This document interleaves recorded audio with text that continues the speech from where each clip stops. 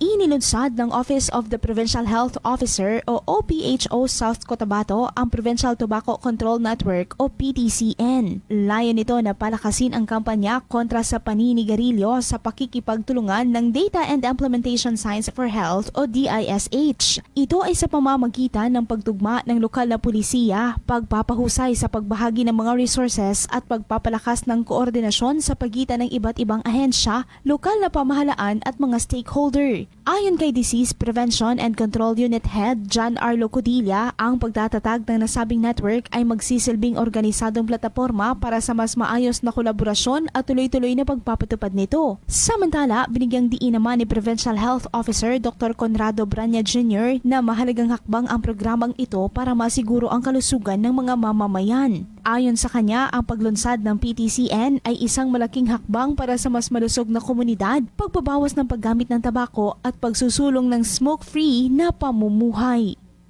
Grace Torreta, NDBC, Bida Balita.